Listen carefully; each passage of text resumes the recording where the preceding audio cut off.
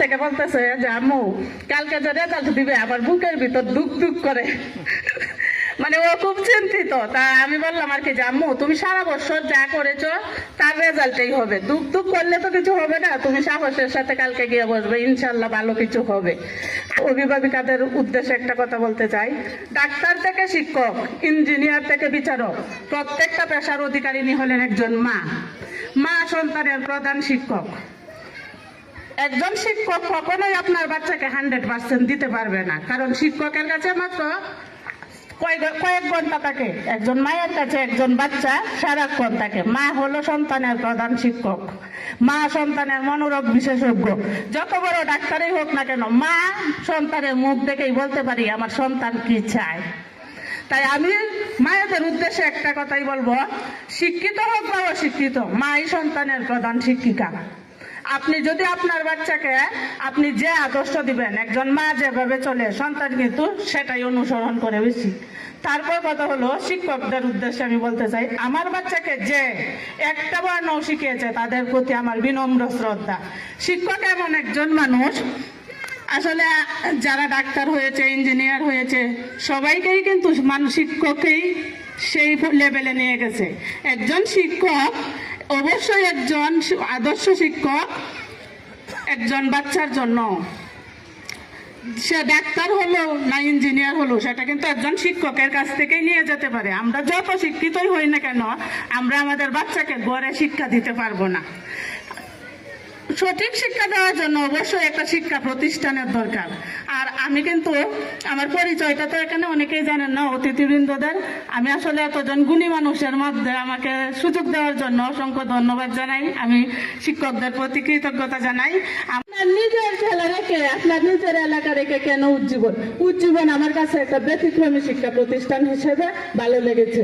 এজন্যই আমি উজ্জীবনে আমার মেয়েকে আরো পড়াতে চাই। আমি জানি না আমার আসলে চলে যেতে হবে কিনা, আমি চেষ্টা করবো। আমি নিপ্তার জন্যই, শুধু উজ্জীবনে পড়ানোর জন্যই আমি পাকুন্দিয়াতে থাকার চেষ্টা করবো। কারণ হচ্ছে এখানে যে মরহুম সাইফুল লেখা ফাউন্ডেশনের যে বৃত্তির ব্যবস্থাটা আছে, আমার মেয়ে পর্যন্ত 33টা বৃত্তি পেয়েছে। আমি একটা কামও আজ পর্যন্ত খুলি নাই। টাকাগুলো আমার মেন উদ্দেশ্য না, উদ্দেশ্য হলো আমার মেয়ে যে কামটা নিয়ে বাসায় ফিরে, এটা আমার গর্ব। আমি চেষ্টা করবো শেষ পর্যন্ত যেন উজ্জীবনে আমার মেয়েকে রাখতে পারি।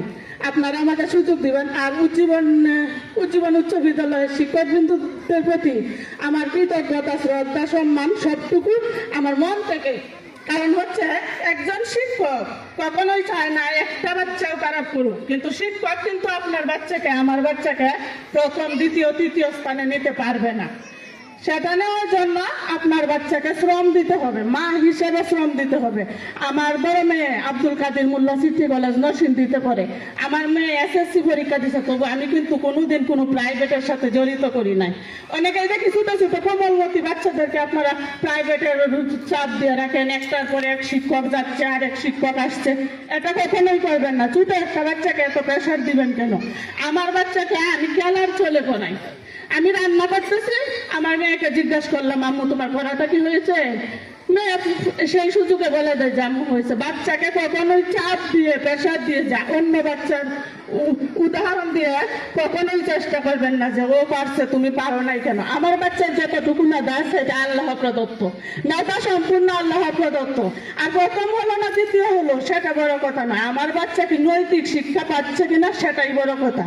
বাচ্চাকে আমি চাই, এখন যে বর্তমান দেশের পরিস্থিতি, ছেলে মেয়ে কোনো পার্থক্য কিন্তু আমরা এখন বর্তমানে পাই না। আর আমি মা হিসাবে একটাই কথা বলবো, এই উজ্জীবন উচ্চ বিদ্যালয়ে আমার মেয়েকে দিয়ে আমি গর্বিত।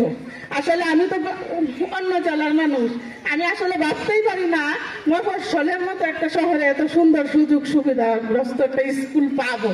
আসলে সবচেয়ে ভালো লাগছে আমার এই যে মরহুম কারুন্নেসা লেখা ফাউন্ডেশনের যে বৃত্তির ব্যবস্থাটা, এটা কিন্তু বাচ্চা নয়, শুধু অভিভাবকদের মতো একটা টান টান উত্তেজনা ভাব করে। মাসের শেষে যে পরীক্ষাটা হয়, আমরা কিন্তু ওই যে